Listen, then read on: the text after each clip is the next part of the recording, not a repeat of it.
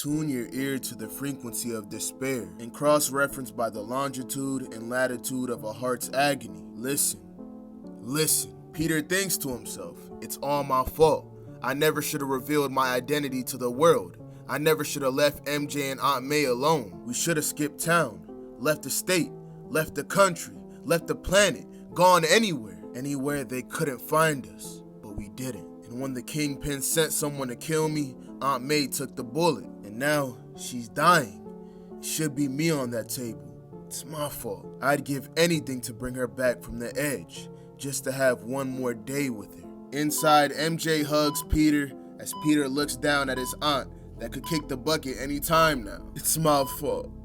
It's all my fault. They then get interrupted by Dr. Fine, who has been assigned to review the case of Aunt May. They got her going under the name of May Morgan. He has to use that fake name so Aunt May has no connection to Spider-Man, which may be a problem because the doctor hold up. It says here that she was admitted without any kind of ID, no driver's license, life, or health insurance. MJ tries to make an excuse capping her ass off, but the doctor she don't got any insurance, does she? Peter mad as shit, he I don't understand what's all that gotta do with. Look man, the hospital's resources are very thin these days, and unless they can get some kind of indication that she'll be able to pay this fee, she'll have to be moved into the charity care ward, unless Medicare or the welfare department can arrange some kind of welfare? Charity ward? This is my aunt we're talking about. Peter, she's not a charity case. You'll just have to move her into that place, and I'll... Mr. Morgan, was it? Your aunt doesn't even know she's here. We're barely picking up brain function, just synaptic echoes. She could be here, or in a room at the Ritz Hotel, or, I'm sorry, if you had some kind of health insurance, that would be one thing. A bottomless checkbook would be even better. I'm not sure any of the big, expensive treatment would even help her. In the end, they'll end up bankrupting you, and I don't think she would want that. After hearing that news, Peter and MJ just hug each other. Peter, I have some things at the old place. I can try to get them and we can sell them. No, you'll be seen. We can't risk that. We have to do something. I know. I'm going to. I'll be back as fast as I can, MJ. I need you to stay here. Don't let them touch her. Don't let them move her to that place. Bet, they'll have to come through me first. Excuse me? Where are you going? To pay a visit to somebody with a bottomless check. The doctor hold up, wait a minute. What? I just wanted to say, I know what you're feeling and you have no idea what I'm feeling. Oh, I think I do. I had an uncle who almost died 2 years ago.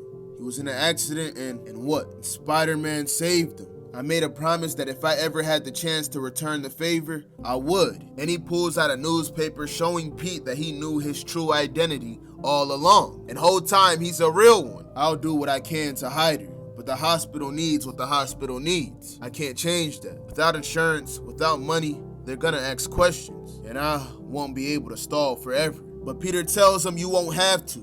I'll make damn sure of it. And he runs out the hospital and starts swinging through the city. He's up there with the birds. And he has his sights on a tall ass building that happens to be Stark Tower. I know this is my fault, but it's his fault too. And he tries to tap in his access code, but he gets denied. Tony changed that shit. So Peter just breaks that shit open instead. We see Tony Stark in his office with the alarm going off. What the?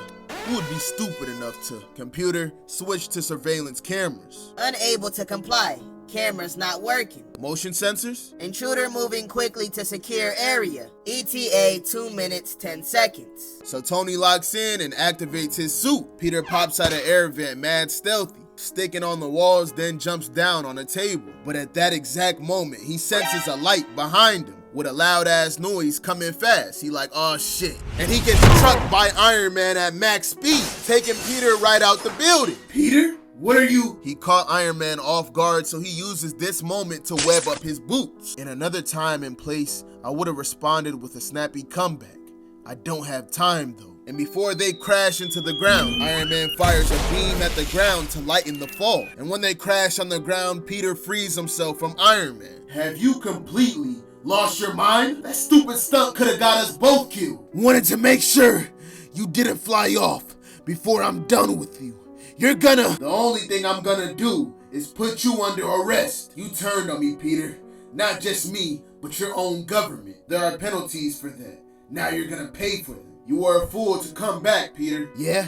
So who's the bigger fool? Me Or the guy who's pointing a repulsor glove at me that's too overheated from breaking our fall to work? He aims his repulsors right at Peter's head. You're willing to bet your life on that, Peter? Yeah. And Peter rocks him in the head with a strong ass left. Look at the anger on his face. He means business. Iron Man felt that shit. But he has something for Pete too.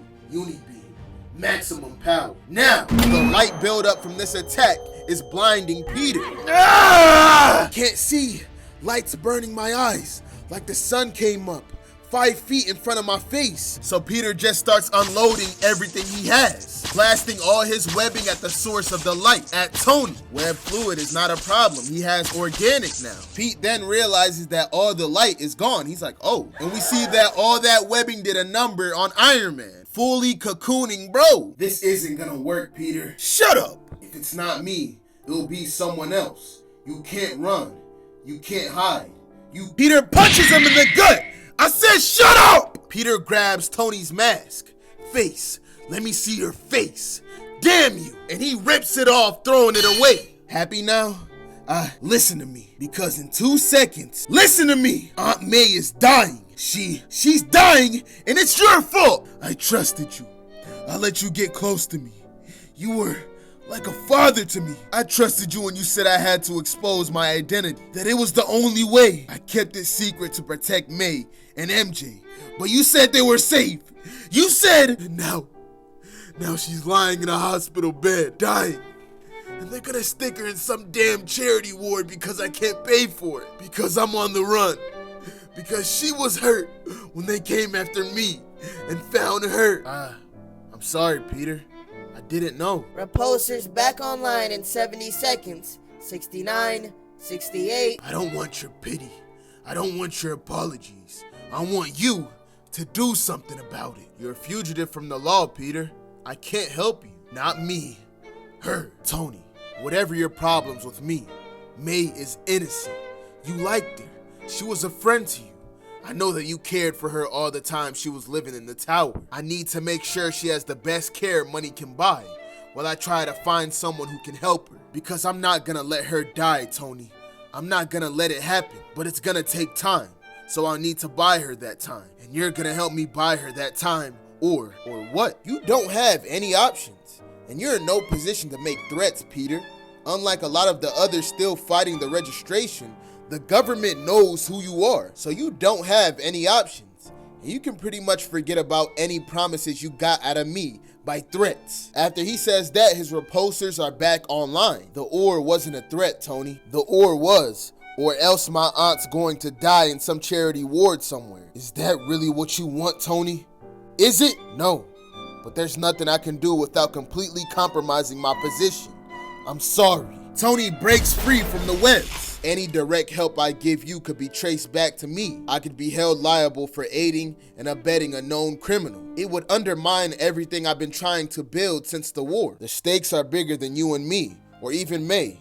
I'm sorry, Peter. I'll let you walk away out of respect for May, so you can be there for her at the end. But don't come back, because next time I'm taking you in, May or no May.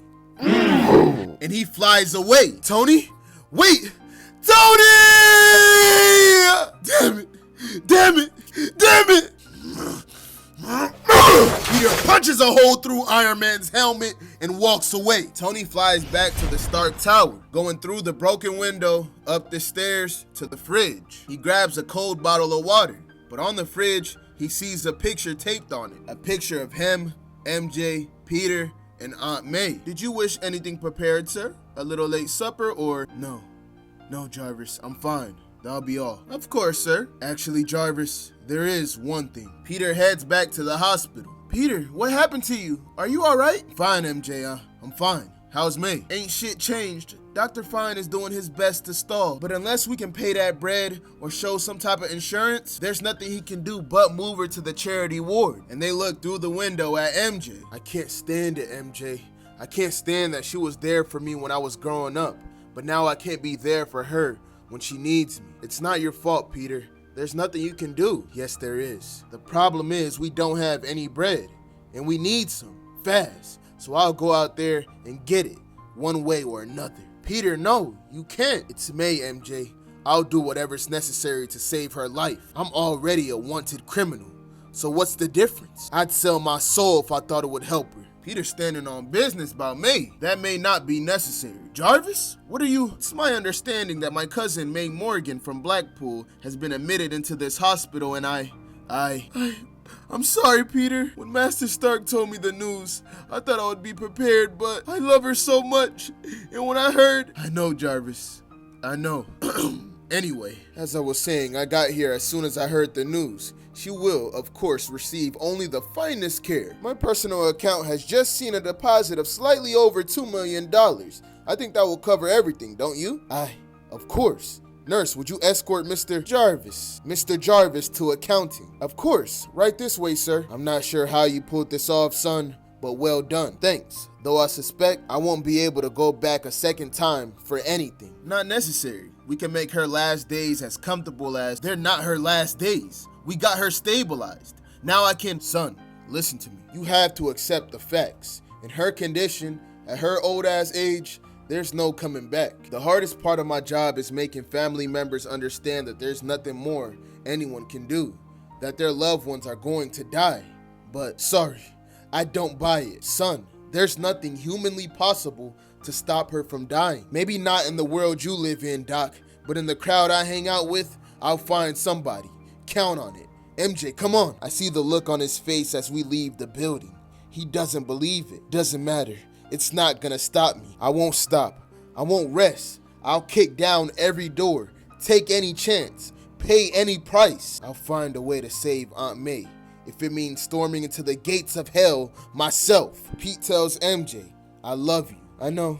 Be careful. And she watches as he swings away back in the red and blue. Nothing's gonna stop me from saving her.